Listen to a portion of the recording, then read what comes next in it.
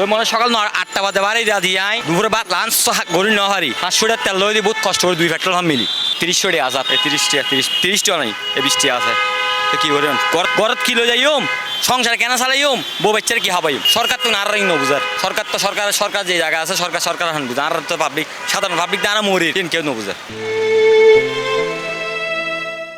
মোটরসাইকেলের লুকিং গ্লাসত দেখা জন্যে এই মানুষের নাম আকবর মিয়া। নগরীর ওয়াসার মুরুদ বইয়েরে ঠিক এভাবেই ক্লান্ত চোখে ইন্দুন দি ফিরি ফিরি সার তার লক্ষ্য একখানি হন একজন যাত্রী তার হাসে আইর কিনা। গত বছর খানেক আগে সৌদি আরবের পর এই 2 চাক্কার মোটরসাইকেল লানি এখনই তার একমাত্র ভরসা। রাইড শেয়ার করি হনভাবে সংসার চালার দেয়, কিন্তু চলমান তেল সংকট যেন তার জীবনত মরার উদ্দিক খারার গাইছে পে থিয়ে দেখি। আসলে আমরা বর্তমানে যারা রাইড শেয়ার করি আমাদের বর্তমানে যে মানে আমরা যেভাবে চলতেছি এটাকে কোনো স্বাভাবিক চলা বলে না। বাস্তবতা হলো কোনো রকম বেঁচে থাকা, মানে আপনি খারাপ কিছু না করে সৎপথে চলার জন্য মানে এক হিসেবে যুদ্ধ করে যাওয়া প্রত্যেকটা রাইডার এরকম। আর যারা রাইড শেয়ার করে আমি মনে করবো যে এখানে লো লেভেল পরিবার থেকে খুব একটা খুব কম সংখ্যক লোক আছে। ম্যাক্সিমাম একটা মিনিমাম সংখ্যক একটা ভালো পরিবারের লোকজন আসে এখানে রাইড শেয়ার করতেছে। এরা পারতেছে না নিচে নামতে, পারতেছে না উপরে যাইতে, পারতেছে না কারো থেকে খুঁজতে, পারতেছে না কাউকে বলতে। আসলে আমাদের সমস্যাটা দেখার মতো প্র্যাকটিক্যালি কিন্তু কেউ নাই, এটা বাস্তব। এটা হয়তো অনেকে অনেক কথা বলবে, কিন্তু আমাদের সমস্যা দেখার মতো কেউ নাই। ব্যস্ত এই নগরীত সময় বাঁচা বেললাই জরুরি প্রয়োজনে বোধকেও বাঁচিলই রাইড শেয়ার সেবা। তবে চালকলর গল্প এক একজনের এক এক রকম। কেউ অভাবর তাড়নায় রাইড শেয়ার করেন, কেউ আবার শকর বসেই এসি এই পেশাত। কিন্তু জ্বালানির দাম বৃদ্ধি ও তেল সংকটের প্রভাবে ব্যাকের আয় যেন একেবারে নামিয়েছি তলানিত।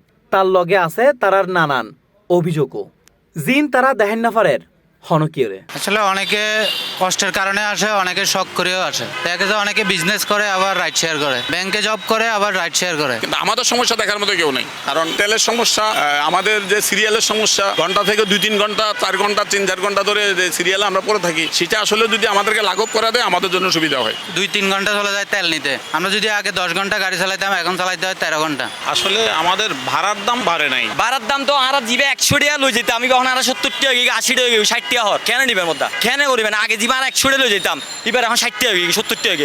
একই চিত্র দেখা যায় নগরীর অন্য অন্য রাইড শেয়ার চালকলর মাঝে। 3-4 ঘন্টা লাইন উত্তিয়েরও বোধকেও মিলেদ নফারে তেল। অন্যমিকে বাড়তি দামর চাপ আর বর্তমান ভাড়ার পরিস্থিতির হারণে বোধ সমত ফগড়ের হিসেব নমিলে তারার। দিন শেষে আইবিআইর এই অমিল যেন স্পষ্ট হইতাহে তারার ফগড়র মানিব্যাগর এক কোণাত।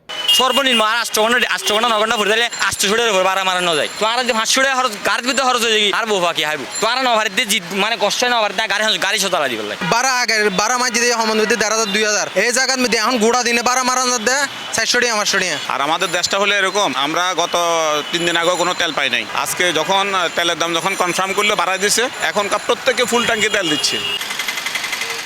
বাংলাদেশতুন দূরর 3 দেশর এই যুদ্ধ অবস্থার হারণে ফুরের পৃথিবী মানচিত্রর সবুজ শ্যামল বাংলাদেশও, যার কেশার দমফরের এই সকল রাইড শেয়ার চালকলর হাস্তুন জ্বালানির এই সংকট এই সকল রাইড শেয়ার চালকলর ফেডোজেন লাতিমেরগি অন্যমিককে বোধ সাধারণ মানুষের ফগর তুললে যার গুই কারিগারিটিয়া অচিরে এই যুদ্ধ অবস্থা এবং তেলর সংকট না হারিলি বাংলাদেশ সহ বোধ দেশর মানুষোত্তম ফরম পরিবু চরম বিড়ম্বনাত।